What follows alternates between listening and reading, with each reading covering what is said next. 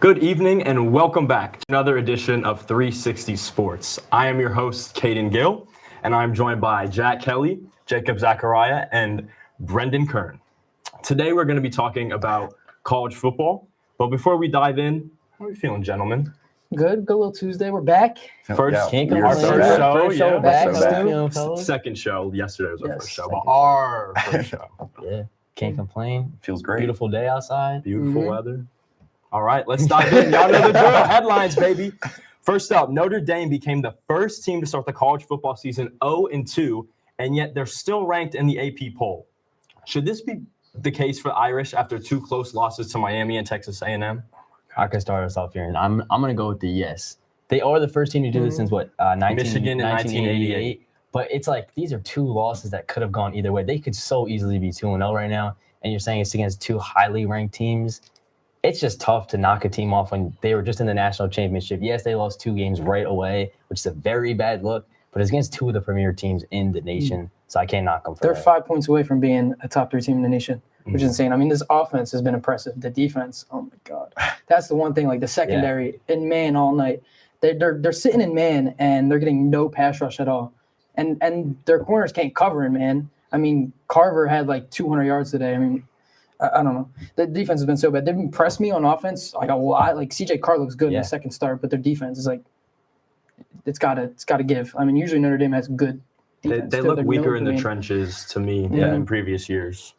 How about you, Brendan? I agree. They're 5 points away from being 2-0. They're that close, but they're 0-2. Yeah. I don't see how you can rank them. Their next game that's actually going to be somewhat competitive is October 18th. They play against USC. If they win that game, because they're going to win their next two games, I feel pretty confident saying they're going to win their next two games. They're going to be 2-2. If you beat USC, rank them. If they really beat up on these next two unranked teams, then put them back at 24. I don't see how we haven't seen them win a game. I understand we've seen half of the team play well. We've seen the offense play really well. The defense, like you said, has looked really bad. I don't see how you can keep them ranked from what we've seen right now. Yeah, I agree. I don't think a winless team should be ranked going into week 4. And something that is interesting to me, what would the discourse be around Notre Dame if they hadn't botched that hold on the PAT after that go-ahead touchdown? Because that made it a 6-point game rather than a 7-point game. Texas A&M drives down the field, and then Notre Dame drops a game-sealing interception. He didn't even drop it. He did not get his mitts on the ball. It went through his hands. And when you have those opportunities to win a game, I think that it's really going to hurt them. But remember last year they lost to Northern Illinois in week 2. Everyone and they wrote them out. They won out and they made it to the Natty. So they have to win out now, though. Yeah, they it's have a no shame choice. that the difference was a botch snap, and then there was the last sequence was so bad with the refs. There was one on Carver where it was an obvious hold, and then the lineman breaks through on Notre Dame, and it's the most obvious hold of all time. They don't call it. I don't like when games are. It's like the referee is the problem. I mean, Notre Dame gave them the game. Going off both your guys, I think it's just like poor execution, coaching, and also there's a new defensive scheme in there. So I guess it's going to take some time to get used to. Also, Christian Gray, he had an injury come in and forced some freshmen to come in and play. So it's coming all over the board. It's just they're struggling. Points allowed, yards allowed, all types of things on the board. And when you watch the game itself, just how many explosive plays were they laying up over and over? What we've seen from the highs of this team, there's no reason they can't win out. There's no reason they still can't make the playoff. But at this point in time, we haven't seen them win a game. I have no doubt they can absolutely win out, still make the playoffs, still go on a championship type run. Still very early, but it's unfortunate. Yeah. Speaking of, on the downtrend, Clemson, it seems like this is a yearly conversation we have about Clemson. It feels like we know who they are. We know who Clemson is. It can be a new season. Dabo can say all these weird things in press conferences, but we know who Clemson is. It's been 5 years since they have had a single-digit loss. They've lost 2, 3, 4 regular season games in the past 4 seasons. If you want to be considered an elite program, you got to clean that up. And now they're at 2 losses already? Yeah. I don't want this to take away from Georgia Tech because I actually really like Georgia Tech. I think Georgia Tech might contend for the ACC this year. Like, I like them. Haynes King, their quarterback, is like an absolute dog. Like, I love Haynes King. But like Clemson, like they're just terrible. Like they have. Let's not sugarcoat it. Coming back, they had crazy. Maybe the best returning talent. Klubnik hype was crazy. Klubnik, they have 2 monsters on the D line that are going to get drafted high, and then they think you think they're going to be a natty contender. Everyone thought they were a natty contender coming in, but they just suck. Their offense is terrible. It's like terrible. Yeah, exactly what you said. The offense is completely dysfunctional. We wouldn't be having these conversations if Clemson didn't get hyped up the way they should. Cade Klubnik coming into this year looked like he should compete for the Heisman. It looked like it was going to be him and Arch Manning the way people were talking about it. It was going to be them neck and neck the entire season. Both of them have stunk it up to start the season. I mean, Clemson's getting outgained. Clemson's 112th in scoring in the country. I saw that today. Yeah, they have 112th. 319 yards per game, Yeah. 338 given up. Can I pose a question to you guys? Yeah. Do you think Dabo's the problem? I don't want to say Dabo's the problem, but like they're so reluctant to bring in players in the portal and all. Like you got to adapt, Yeah. but they have such good players. But like maybe it is Dabo. But Yeah. like for so long, Dabo's been the lead of that program. Yeah. It's just like hard. Like you said about the losses they've had in the last couple of years, when did that start? With the NIL and the transfer portal. Once that started, 100%. Clemson has lagged behind the other big dogs they used to contend with. Yeah, and that's not a coincidence. It Mhm. absolutely Dabo needs to adjust to the new Mhm. era of college football. Portal, NIL, you have to be able to kind of change your ways or else you're going to get left behind. And Clemson, considering what they were to us when we were in high school, Yeah. and they were that Yeah. dynasty Yeah. with DeAndre Hopkins, Yeah, or before not that. DeAndre Hopkins, Trevor Deshaun Lawrence. Watson. Well, Yeah. technically, DeAndre Hopkins did go to Clemson. A little bit but- before. A little bit Yeah, before. a little bit. Deshaun Watson, Trevor Yeah. Lawrence, those guys. It's like a little hurt. It hurts me a Yeah. little to see because we grew up watching them. Yeah. But heading to the SEC, Vanderbilt, another upset. It seems like Vanderbilt is always pulling off some upsets. Vanderbilt knocked South Carolina out of the AP poll after beating them 31-7 on their own turf. The Commodores are now ranked 20th in the nation, but are they legit or will their run end soon? I will say they went into South Carolina and won that game, which is insane, super phenomenal. But Sellers did get hurt Sellers in that got game. hurt But I'm not. early, I'm not. too. He was Yeah, they scored I'm not 7 going to let points that. all I'm not half going to with tear Sellers. down Vanderbilt for that because Yeah. they still played a phenomenal game. The Yeah. quarterback played great. Coach, I mean, Coach is a monster. Coach played a great Javier game is a himself. He was monster. calling some great plays out there, stopping the Mm-hmm. defense. But yeah, I mean, they upset Alabama last year. Yeah. I And think they're now more them. legit this year than last year. Oh, I for think sure. they just look better as a team. Their tight end, Eli Stout, I think he's one of the One better of the tight ends best in the country. He's yeah. really, really good. I think Vandy would have won this either way, even though you said Sellers' injury. End of the first half, they only scored 7 points with Sellers. I think either way, they take this game 31-7 going into South Carolina. That's Yeah. a hard thing to do. Impressive. It's a hard thing to do. Yeah, South Carolina, I mean, again, not taking anything away from Vanderbilt, but coming into this game, they didn't look that great anyway. Mm-mm. Vanderbilt still came in and blew the doors off them in their own building. But Alabama, LSU, Missouri, Texas, Yeah. Auburn. Vanderbilt plays them That all is in a a gauntlet. row. Yep. In a row. Good luck. And they still have Tennessee Mhm. a game after that stretch. Yep. They're a good team. They're a fun story. But They're not winning the majority of those Yeah. games. They're going to be 5-0. So we have to They be will be prepared 5-0. because They play it's two really easy Utah ones. State and Yeah. Georgia State are the They're next two they're going to opponents. come in off those games. I don't like coming against those kind of teams and then playing that gauntlet of Yeah, the schedule. I don't like that at all. That for is this. rough this team. scheduling, to say the Mhm. least. I don't see them winning the majority of those games. I don't see them I don't making the think- playoff. You They- could say Auburn or Kentucky. Maybe they grab some wins. Yeah, but Auburn's a Missouri. good team, too. Yeah. though. yeah, there's, The whole SEC Like, is just stacked. it's- I mean, it's- SEC is yeah. always a gauntlet. It's always going to be like that. Absolutely. But now it's time to talk about some Penn State. Penn State sitting at 3-0.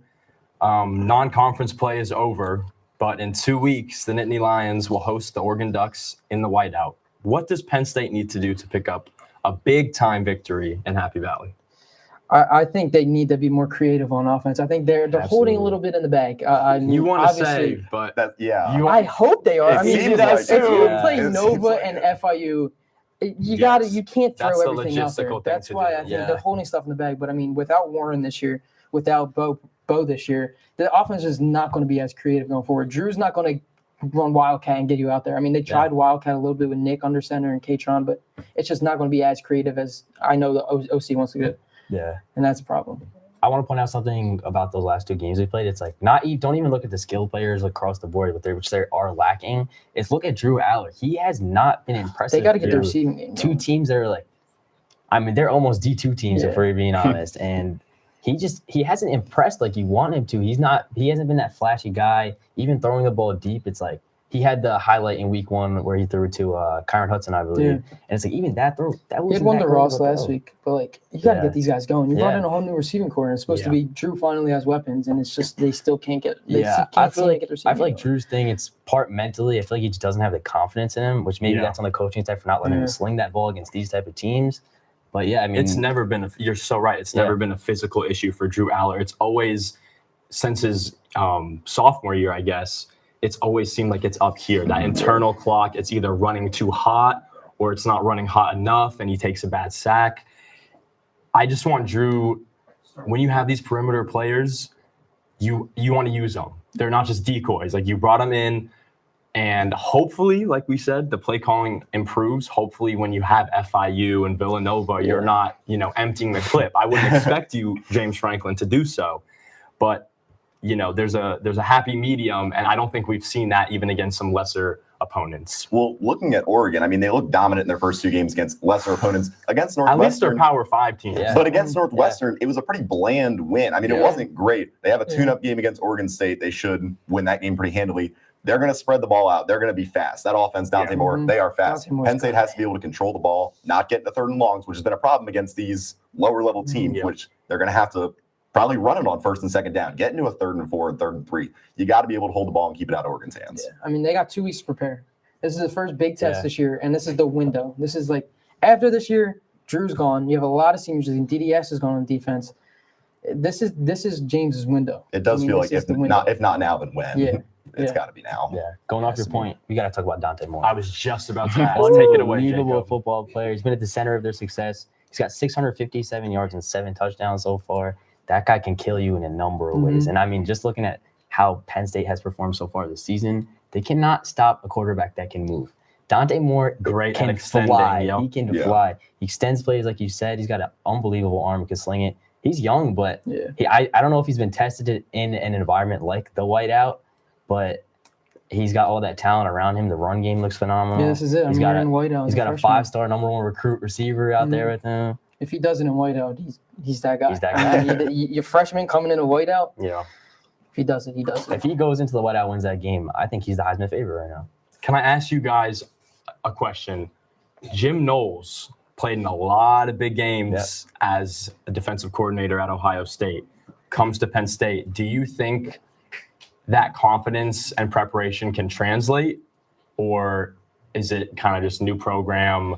It doesn't really translate. For Penn State's sake, I hope so. However, the defense has never been the problem in these big games. I feel like they've always been able to contain teams. It's always come down to offense. I bring us back to the Big Ten championship game when Oregon was driving down that field. It was the opposite, and Drew looked so amazing. Good. So good. That's the thing with Drew. I mean, we know he has it. Like we know what Drew can be, and it's just like you just got to put it together, string games. Like you can't put it together versus Villanova. And then you go out there against Oregon, you look great. It's just like it confuses. Yeah, it doesn't make sense. But he still has the flashes of you see him make some throws, and it's like that's what his he can do. Against a team like Oregon, you're going to have to make those throws 60, 70% of the time in order to be successful. Yeah, there's not going to be wide open receivers. Yeah. You're not going to play FCS teams every week. Yeah. For Penn State, they're going to struggle. I think they'll struggle against Oregon because, I mean, who is that guy? Like Luke Reynolds, Trevor Pena, maybe. That's why you got a bye week to figure it out. Yeah, you don't got much time time to figure something out. But time is ticking for the Nittany Lions. Now, one of my favorite segments, we are going to head to the board to break down our favorite plays of Week 3 college football action. Jack, you are up first. What do you have for us? I have Texas A&M Notre Dame right off the bat. We have Mario Carver. I mean, this play summed up the whole game. In man, Notre Dame sends 5. Carver's wide open. But look at number 6, Christian Gray. What are you doing? When in open space, Carver, you're not catching him. Right to the Casa, 6. I mean, this whole game, they couldn't cover Carver all day, man. Look at it. I mean, what is Christian Gray doing? He's going to have a long day when they're reviewing that tape. Oh, right to the house. That was an electric game. It was an electric game. I mean, shootout. There was a lot of that.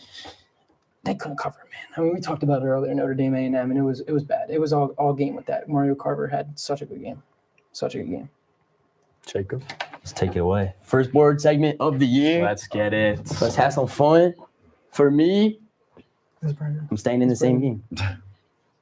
It's Brendan's pick. We're going to switch that out. You're so right. We're going to solve that out. Stealing his pick. I'm sorry. I tried to steal your pick there. My play must just be better. That must just be the case. Mine's up next. We're heading into the SEC. Right? Georgia, Tennessee. This is not the play that people are going to talk about from this game.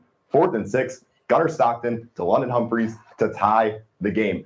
The whole talk going into this game was the Georgia offense. Gunnar Stockton, people were looking down on him because they played Austin Peay and he threw the ball over 30 times. When you're a team like Georgia, you should not have to throw the ball over 30 times. People wondered Gunnar Stockton could get it done against Tennessee, and this is a shootout the whole way. If they don't convert here, Tennessee most likely runs out this clock and wins the game. Their offense is looking unstoppable the whole time. But Gunnar Stockton probably made the best throw of his collegiate career, tied the game, obviously, ended up leading to the Tennessee missed field goal, led to Georgia going on to win in overtime. People are going to remember this because of the missed field goal, but this is a throw that you absolutely have to make if you want to be a big-time college quarterback. People didn't think Gunnar Stockton could, and he did. Georgia wins. It's amazing. Gunnar Stockton. Hey, Gunner's been balling. I mean, I feel like for Tennessee, that was a game where it's like you want to see if you could take the SEC. It felt like they had the game in hand. God, I saw that kicker and they zoomed in on his face and he was never hitting that. He looked like a ghost. Pitch white. Oh my God. It felt like they had it, but I mean, Georgia, they're the king of the SEC. Yeah. Now it's Jacob. There we go. Let's do this one more Sometimes time. reading One is more hard. time. Right back.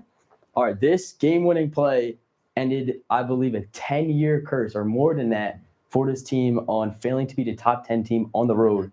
But here we go. Let's hop right into it. Marcel Reed under center. He's looking. 4th and goal for the win. Just tossing it up to your tight end. No worries. He's got that every single time. Notre Dame, what are we doing? What's happening to us? I mean, that was just an unbelievable letdown. A 13-play, 74-yard drive. He just went down this field. I mean, they got hit with a couple of penalties on the way down. Just a sloppy game from Oregon. I don't know. I mean, this is an unbelievable play for Texas A&M, but for Notre Dame, it's time to hit the panic button. It felt like after that missed extra point from Notre Dame, this was inevitable. It felt like this. It was destined. A&M was destined to Yeah. score the way the game was going. Yeah. Am I allowed to criticize this play call? Having a guy 4th and goal and you have a guy In motion? running laterally on the line of scrimmage. Am I allowed to be an offensive coordinator and Listen, say man. how much I hate Jump ball that? for the win. Listen. It worked. You're right. You're right. 6 You're right. points is 6 points. That No was- matter how you that say was it. 6. 1-0 is Absolutely. 1-0. Yeah. Come on. Let's see it, Kaden. Last but not least. All right. Heading to Arizona. We got Arizona State and Texas State facing off. Sam Levitt going to climb the pocket, leaping around like a frog, jumps up on his back leg against the pressure to deliver a strike to Jordan Tyson, who then leaps himself over a defender into the end zone. To me, the pocket, like, that looks like some stuff, EA would give an animation to Patrick Mahomes. I mean, I don't even understand the physics behind this, quite frankly. Steps up and then goes, I thought he was going to get plastered on that throw, but he found his guy downfield. Jordan Tyson, one of the best wide receivers in the nation, going to be a top draft pick this year, if not the next year. And Arizona State, can I just say, I love y'all's jerseys. I love y'all's jerseys. The color scheme, off topic, but the color scheme it just makes the play look sicker. Like, I don't know how to describe it. It just has that it factor, but that was my play of the week. Tyson is that guy, man. Tyson is Oh my what a God, play. he's that guy. That's That actually, guy. I never considered that. A play looks so much better when they're wearing great uniforms. It's Yeah. like If you're wearing basic people whites, make fun of aura, but like it's a if thing you're if wearing you use basic it whites, right. that doesn't look as cool. I think the throw was crazy, but the leaping over a guy Yeah. into the end zone. It's like I'm Ayuk. That's what it yeah, gives me. that might Ayuk be versus even the more Eagles, little impressive. vibe. Get up, Look at that. Texas. Get up.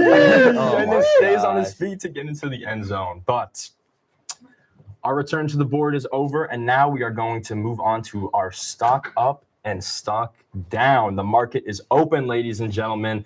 Through the first 4 weeks of the college football season, there have been both good and bad performances. Let's each give one player, coach, or program that stock is rising and one that is falling. Yeah. I was going to do Dante Moore, but we talked a lot about Dante Moore. My guy, I'm going to botch your name. Cal's quarterback, Jaron Kiave Sagapolutele. Just JKS. We're going to call him JKS. He's a dog, man. I mean, it's got true freshman coming in. He's 18 years old 4 days ago. He just turned 19. Cal, when I watch him, I just go, ugh. Nasty. He looks so good versus Minnesota again. He's going to be a star, man. He's so good. So good. So good. Yeah, I went with someone that we kind of talked about a little bit. I went Cade Klubnik because I can't believe Down, right? how way Yeah. down, They way were down. down. I mean, he was a co-Heisman favorite with Arch Manning. Both of them are way down right now. But it's just been upsetting of what he's doing out there. He just doesn't look comfortable in his offense. He's out of rhythm. The offense looks out of sync. He's got 633 yards with 3 touchdowns and 3 interceptions. That's not that impressive for a guy that we thought was going to be that guy. And it feels like if he's going to turn the season around, he's got to figure out something because he doesn't have like that one piece of his game that's like, oh, like he's that guy on the run or something. Yeah. Look at past quarterbacks, Caleb Williams on the run or Bryce Young under pressure, his poise and stuff like that. What does Cade Klubnik He doesn't really have anything to fall back Yeah. onto. Yeah. So I think for I him, agree. it's tough sledding from here. He broke out last year, hasn't come to play yet. We'll see how he does the rest of the season. I'm going stock down, and we're going a little obscure. We're going Conference USA. Liberty head coach Jamie Chadwell. Hey, Liberty came into this season as the Conference USA favorites by a pretty heavy margin. They've already lost 2 games. In Chadwell's tenure at Liberty, they haven't lost more than 3 games in a season. They were 6.5-point favorites against Jacksonville State and Bowling Green, lost both games by 10. You can't have that if you're competing for your conference. Jacksonville State, they're under new coordination. This was supposed to be, you want to get them early so that you can, get them while they're still figuring things out. Yeah. They lose by 10. It's looking like this is going to be another middling season for them. They've come up short for the conference the last couple years. It's looking like it's going to be that way again. And it's really sucks for a Liberty program that they had a lot of question marks. Their skill positions coming into this year. They lost their quarterback to Salter, Colorado in the yeah. portal. He looks bad too, though. He doesn't look good, but he was probably the best quarterback in that conference yeah. for the Yeah. last couple years. Stock down on Liberty, and I don't think it's going to get any better. Yeah, absolutely. Yeah. I kind of went back and forth on if I thought this was appropriate for stock up and stock down. I went with Colorado, stocking down. It's They're a just mess. without Shador as like polarizing, or not really polarizing, but as much kind of discourse around him as there was and Travis Hunter, and you take those guys out, they're just missing. They don't have the amount of talent that those 2 guys had on both sides of the ball. And, you get dismantled by Houston. Yeah. You start a walk-on at quarterback Yeah. over your 2 transfer Yeah. guys in week. They had a 5-star transfer and a 5-star freshman, and then they're starting. I love you, Dion, but what? Like, To be fair, they both looked terrible when they played. yeah, but it's early. I just don't Yeah. think you give up. yeah. It feels like the mystique's gone with that team. Yeah, and it might just be yeah. because of the talent or the hype that was coming like with Dion when he first came, but it just doesn't feel like they have really any it factor anymore. I think they also did a great job of disguising how many holes that team actually had. Yeah. That line was so one, bad. Yeah, one of Shador's strengths, well, it could be seen either way, was kind of holding the ball and trying to make something out of nothing. So when you take away that playmaking factor, and obviously you take away Travis Hunter's impact on both sides of the ball, you're left with not a lot. And people forget that Colorado sent some guys to the league last year. They might not be superstars, but that's still depth in college football that if you're an NFL guy and you go to the league, LeJonte Westner, and I believe there's one more that's slipping my name. His name is slipping my mind, but yeah, Colorado, I know they weren't predicted to be crazy, so it was kind of rough to pile on top of them with the stock down, but I have a stock down too. I just want DJ Lagway.